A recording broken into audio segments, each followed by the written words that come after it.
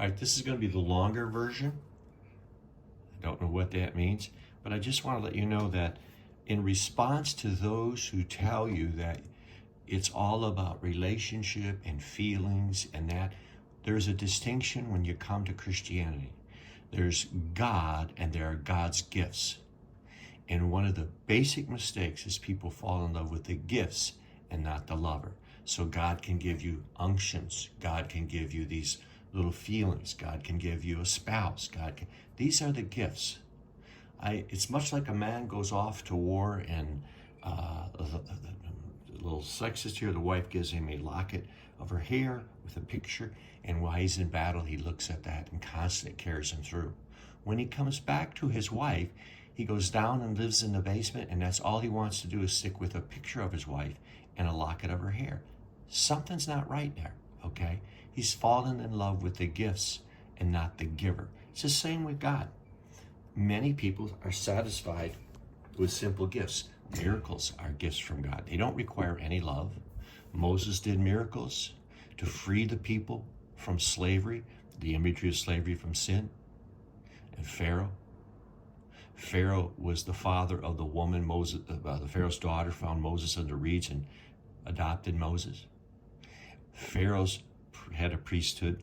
We call it the magicians, but Pharaoh's priests, magicians, were able to produce miracle for miracle, match Moses miracle for miracle. So but they were doing that to keep people enslaved, blind, deaf, and dumb.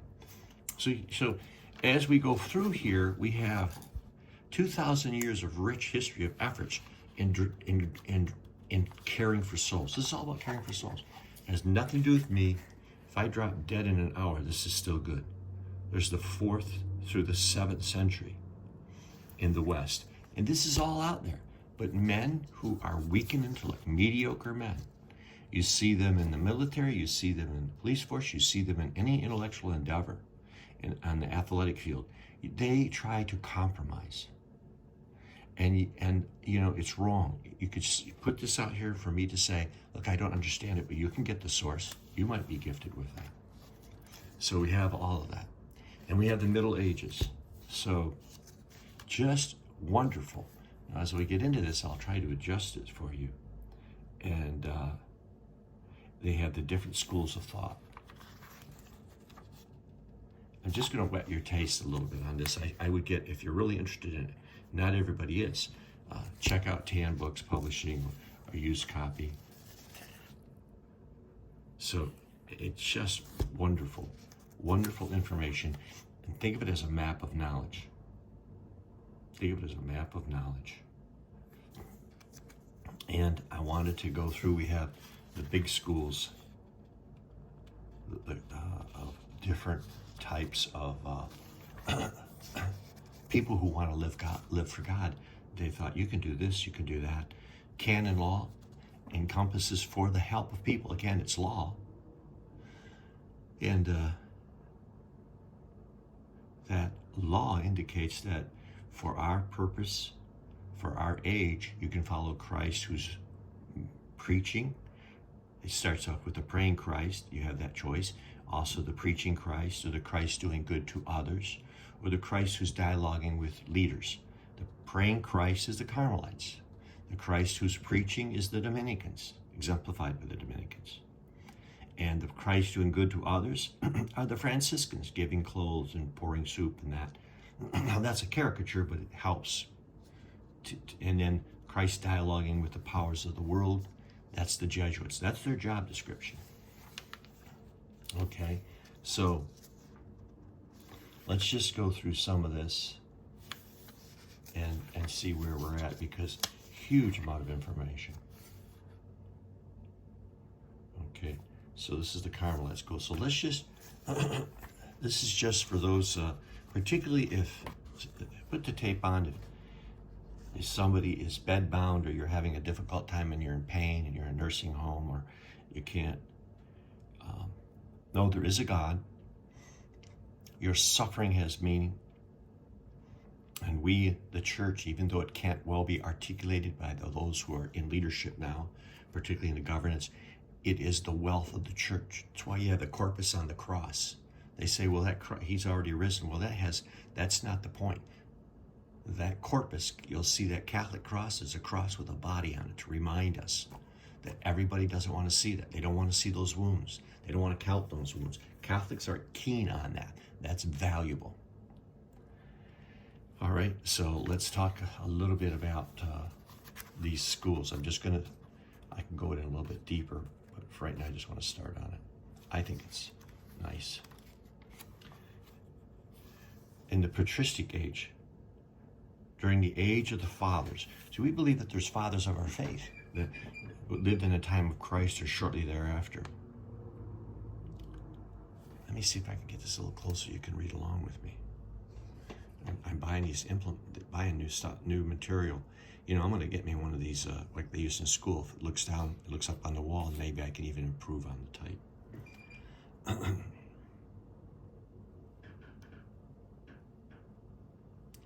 So we look at the elements in the theory of the spiritual life.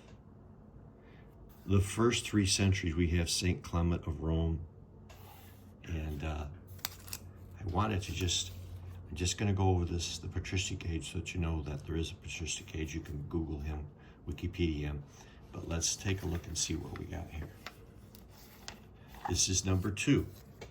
So I have a plan. I want to talk about the Carmelites, the Dominicans, the 4th and 7th century, Saint Ambrose, Saint Augustine, and I might have to click this up so I can read this a little better.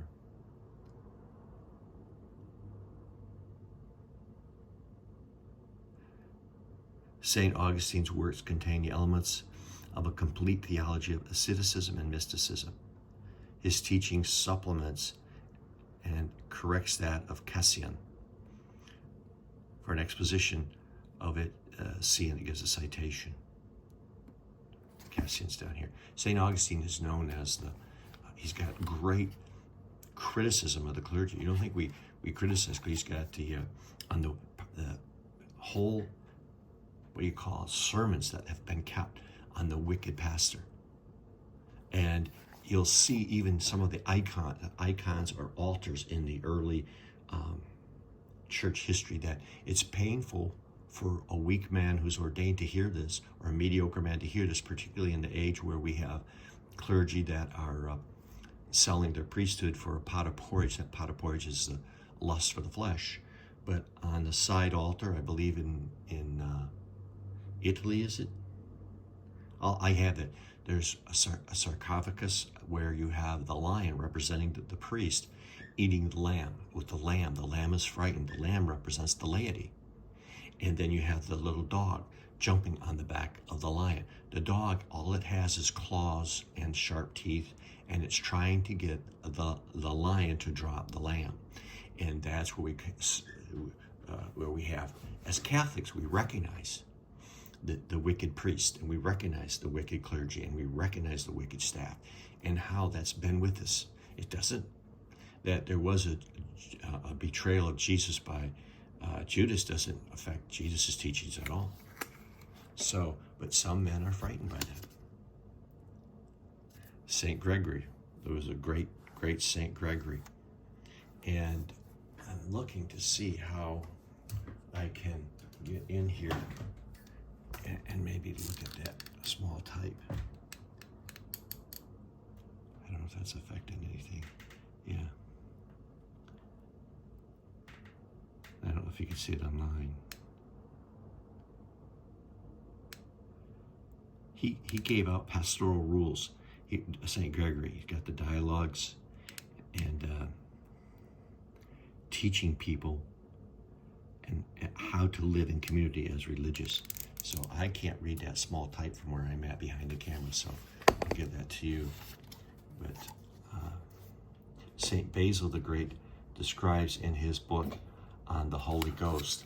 This is St. Basil the Great. I can read it if I put it up on an angle here. Remember, he's in a school, workings of the Holy Spirit in a regenerated soul.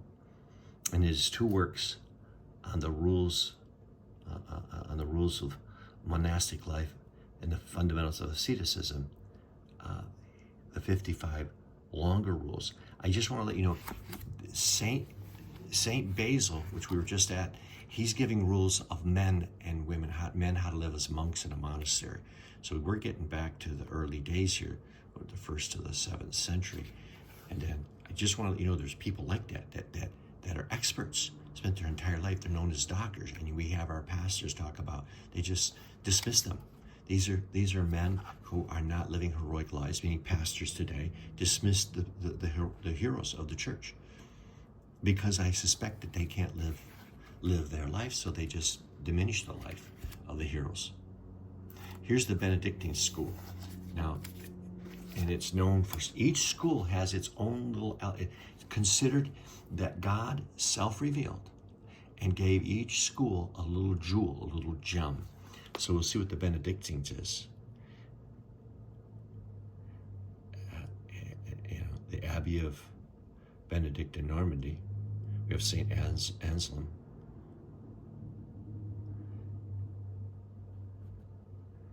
And I don't see anything there on that page. I'm going to have to perfect this because it's hard for me to read and keep it under the camera. My eyesight here. So, and I think of St. Benedict. It says it talks about contemplation in all nature in the light of faith. But I think he was known as a governor. But I don't know. But I want to carry out. You see this? The Dominican school? That was what I was looking for. The school of Saint Victor down here. The Dominican school, dominated by Saint Dominic. And here we have Albertus, Blessed Albert the Great, and St. Thomas Aquinas. The Dominicans are known about, the Dominican school is, let God be known. God can't be loved if he's not known. I'm taking the ship out of port, but I've got to fix this because it's hard for me. We'll learn. The job will teach you how to do it. That's exactly what's going to happen here. Just, I'm imposing upon you in your time, and I'm not able to read some of this stuff. Here, you remember St. Catherine of Siena? She's the one that corrected popes. She wrote a letter to the Pope, and then they try to just exalt particularly the goodness of God, who has created us, sanctifies us, and show us in his mercy, even in the punishments he sends. That's her right down here. And she's known for being, St. Catherine of Siena, being, I think that's the one. She's the second doctor of the church. I might have her mixed up with another Catherine, but that wrote the letter to the Pope saying, I'm tired of silence. The world is rotten because of silence. Here's the Franciscan school, faithful to the spirit of its founder, is marked by a preference for effective spirituality, love of the cross, and apostolate, and absolute poverty. So now we're getting into the, I like that when it says, that's what I'm used to, marked by a preference. That's what I was looking at. Each one of these would be marked by a preference. The Franciscan school marked,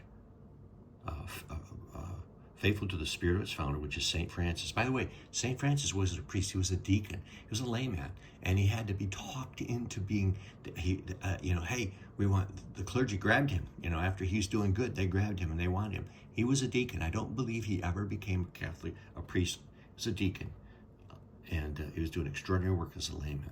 That's how I was formed. Faithful to the spirit of its founder is marked by a preference for effective spirituality. Effective spirituality is your affections.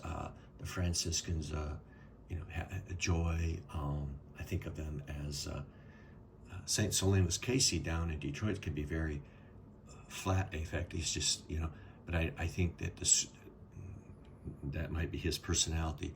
But the Franciscans are known for partying, I guess, I don't want to say that. I want to say that, but effective spirituality, love of the cross, suffering. You always see them carrying that cross.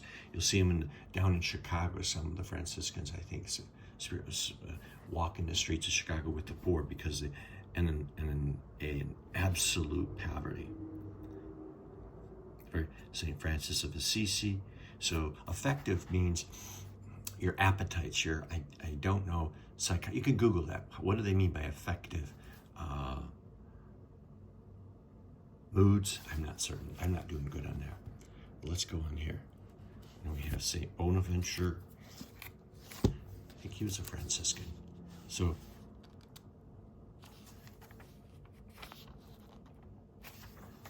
okay, we're going to start getting into it. And we have the German schools of mystics, okay? These are people who are having visions and dreams or experiences of God. The church has to filter through that because Satan can imitate that. John Toller. But I wanted to get you, I marked this. I'm going to cheat because there's the Flemish school. Okay, the Carthusian school. I don't know if you know that. Counts 4 main writers. The Carthusian school is one of the most rigorous. If you're going to be a Catholic priest, I think there's nuns, females can get as sisters or what.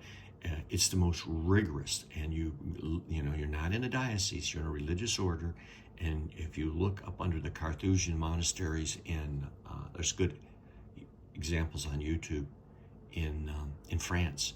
These men live alone. They don't do a lot of talking.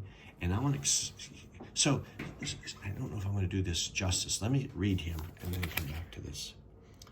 Is commended to posterity by the Carthusian school by his 2 principal works, while many of his other writings, whether tracts or sermons, are either lost or doubtful. So they're known by their writings, and when I say the Carthusians, they're known for being rather rigorous. I mean, they live alone, they don't talk, they don't silence, they live in their own cells, and they exist to pray and suffer. And God is not this, and this, so they give up God. And they've never been reformed because they've been they talk about it. There's never been a need of reform of the Carthusian school because they're so withdrawn from the world, and they focus on the needs of God, and they pray for us, and they suffer for us, that they don't get polluted or tainted, I guess is what it would say. Now, I can't read that small type unless I move it too much, and I don't want you to lose the benefit of that. But I was going to get back to the Carthusian school as I'm talking. So, if this is pretty cool, and this was predominant in the 50s. I don't know if it still is. They're trying to get away from this, and I think it's going to come back. So you should know this, and so when they'd have a public gathering and a parade through the diocese, theoretically, the Carthusian, those who live more rigorous lives would be at the front of the parade. So, a Eucharistic honoring. So you would have the Carthusian would be one. The next one would be the Carmelites. After the Carmelites, you might have the Dominicans, and then the Franciscans. Somewhere there's going to be the Jesuits in there. But what it was is that, so if I become a Franciscan, you know this, if you talk to, if I become a diocesan priest, I can go to any of these religious orders if I have permission of the bishop. So let's take a look at what I'm trying to get across to you is there's distinctions and divisions, and there's levels of certainty and levels of hardiness, I guess. It's the military equivalent to the Navy SEALs and the Delta Force and the Rangers. So if I'm a Franciscan, I can, this is controversial, so this is how it was formed. I'm not going to defend it. This is how I was told, and other people can look at it. So if I'm a Franciscan, I can probably go to become a diocesan priest. But I can go nowhere else. I can go up to Dominican, Carmelite, or Jesuit, presumably, but Carthusian. If I'm a Dominican, I can't go backwards. I can't go into become a Franciscan because it's a less rigorous order. God has called me. So if God's calling me, he's going to call me to something more rigorous. You got that? The Franciscans, there's like 1,500 different they have squabbles. They break off in the Franciscans of the Renewal, the Franciscans of this, the Franciscans of that. So the Franciscans, and that's good to know, because if your son is trying to become a priest or whatever and he can't get in somewhere, think about those the Augustinians. I forgot about them too. They're like preachers too. Think about maybe he can become a Franciscan, because he can become a Catholic priest. Got to go through the seminary, and then you have to have some bishop ordain him. Okay, so there's different strategies. I'll write about that. So if I'm a Franciscan, I can become a Dominican. If I'm a Dominican, I can't drop back to be a Franciscan. I can go to a Carmelite. And if I'm a Carmelite, I can't drop back to be a Dominican or an Augustinian or a Franciscan. I have to go to a Carthusian. That's the only, for a Carmelite, Discalced Carmelite, you got to go more rigorous, and the only thing more rigorous is the Carthusian. So in the order of rigorousness. Now that's a little aside, but so let's go into, and then I'm going to try to fix this here so I can read it better. Okay, this is the Carmelite school, or the school of St. Teresa. Can you see that down here? Okay, I'm going to try to. The school of St. Teresa insists that God is everything and man nothing. It urges complete detachment in order to come, God willing, to a state of contemplation, and inculcates the practices of the apostolate by prayer, example, and sacrifice. Wow. Now, the question becomes, well, can I become a saint without ever contemplating? The answer is yes. St. Teresa, 1515 to 1582 of Avila, is model and teacher of the highest sanctity. The Church in the Missal invites us to study and to put into practice her spiritual doctrine. So we may be fed with the food. So we may be fed with the food of her heavenly teaching. Let me bring this back down. I'm using a little cheat, got a magnifier here. And growing in loving devotion towards thee. Her words furnish us with the richest source of mystical states, as well as the most orderly and lifelike classification. Now remember, this is Adolphus Tanquery writing in the 1923, in the 20s. There's St. John of the Cross. Remember, the school is the Carmelite school, or the school of St. Teresa. Now remember, women are not supposed to do the things that she's doing. Okay, she is involved in politics, church politics. She's a legislator. We don't think of it that way. She's proposing legislation. She's proposing changes and reforming men. Okay, this is in the 1500s, and she wasn't taught to read. I mean, she could read. I think that she was Spanish, but she couldn't read Latin, and so we'll go into some of this. It's very rich and very comical, because she's hiding. Father Dini is on YouTube channel. So she wants to read the Bible. She can't read the Bible. Back then, the Bible is in Latin, okay? So she'd get these books that would quote the Bible, and she'd write down, the books were written in Spanish, so she could read Spanish. So she would get these books. Well, guess who's writing most of the books? There's the Protestant revolt. There's the revolution. So she's got these forbidden books in her cell. They're not even supposed to come into Spain. Okay, so they have it there. If you're a Carmelite priest, you can tour her cell. And Father Dini, D-E-N-E-Y, he's got a YouTube channel, OCD for OCDS, and talks about how he's in there checking the book out, because she wants to get the Bible. And so these forbidden books, these Protestant books, are written in the vernacular, the Spanish, so she could read it. And they'd have embedded in her quotes of the Bible. She was that hungry for the Word of God. So a disciple, St. John of the Cross, a disciple of St. Teresa, his 4 works make up a complete treatise on mysticism. Okay, so the 4 works are the Ascent of Mount Carmel, showing the steps to be taken to arrive at contemplation; the Dark Night of the Soul, describing the trials that go along with contemplation; the Living Flame, explaining its marvelous effects; the Spiritual Canticle and lyrical style, summarizing the teaching of the previous works. Okay, so that's it. You go down here and you've got lots of others that we'll come back to and talk about, but I wanted to touch bases with that, and then I got magnifying glass here. I'll get this squared away so I can read in percent. Okay, so we're at I have two things I'm perfecting. One, I think I'm at 24 minutes, and I think it's so much easier if I can do that. I can talk. When I upload, I got to upload a 24-minute block of a recording. It's easier to do that, and it stays put if it's on YouTube. All right, if it's on, and where it goes, I can manipulate it. I can put it in a file on YouTube where you can just look up and say, okay, these are these retreat days that we're doing here. Where I don't know if I can do that on Facebook. Facebook is, for me, a little more awkward. Okay, and so and then Instagram, I'm learning that, but YouTube, Facebook will kick you off after 30 days if you do something live. So you do a live session, it archives it. They changed that. YouTube will keep it. YouTube will allow me to run, I think, 12 hours continuously.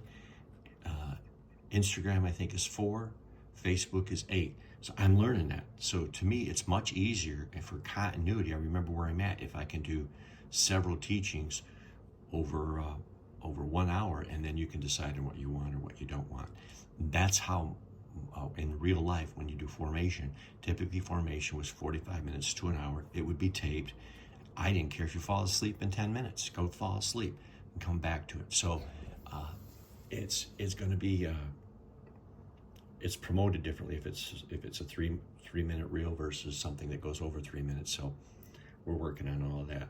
But the bottom line is that Catholics squabble. There's contested candidates. You should see some. You know, when you become a saint, you have a petition, and then it gets opposed. Just like, look, sad to say, many of you have been through divorces. You understand it. Somebody files and somebody either agrees or they fight you. It's the same with every one of those canonizations have petitions and have what's called the devil advocate, who's always fighting. So there's court files. It's a court case. There's court files, and they've made books out of some of these called contested fights. These fights have gone sometimes over 100 years, 200 years, because they can't agree on whether this, and these are clergy, Catholic clergy fighting, and some of the things they put in writings are not so nice. And it's the same thing with you. But above all, the search is for truth. And so when our parish priest doesn't want squabbles, I think it's more his personality. He just doesn't want, it's not necessarily the Catholic faith. It's just he doesn't know how to handle conflict. And he has a different bent. And so wrongfully so, I think he would rather exclude people from community than to deal with the conflict or let them. We've had other priests just said, listen, when I'm talking about conflict, they have different ways they want to do something. If this is how you want to do things, and you want to have a carnival, or you want to have race funds, you want to have a fish fry, you want to feed the poor, you want to do it that way, I'll just say, well, you do whatever you want. And as long as it's, it's legal. And that's how some people manage, just like managers. So right now, the big deal, and there's people who study this, particularly in the Catholic Church, Christian churches, the big attack is on human dignity. And you'll get into that. Communism, the Bolsheviks, destroys human dignity. Our experience is that the homosexual clergy destroy human dignity. Now, I'm sure there are homosexual clergy that are chaste and are not doing that. They're called the Lavender Mafia. But we've had experiences, and we simply want to be, when they're talking to the bishop and they're creating these clergy are coming together, I want to be at the table. I don't think that they get any, when you're talking about governance, this has nothing to do with obedience or scandal. When you're making decisions about how to spend my money that I give you as far as laity, we want to organize. We want to have a voice. That's what we care about. That's what I want to do. And that's why you should care about it too, because they're using our money, lay money, to pay for their sins, and without being transparent or accountable to us. It's like a 13-year-old kid that wants to have the keys to the car, and he keeps driving the car in a ditch or getting into accidents. No more. I'm not going to go to hell because I say, hey, you got a problem with alcohol. You got a problem with sex. You got a problem with driving the car in the ditch, and I have to pay for it. No more. So keep that in mind. So this helps. They're not feeding you this. You learn this and you ask questions. They're not prepared to answer the questions. So just don't be put off. That doesn't mean they're evil. It just might mean they're incompetent. Might be they're weak. They're mediocre. Not everybody, has to be a Harvard grad to change the oil in your car. Okay, so keep that in mind. Amen.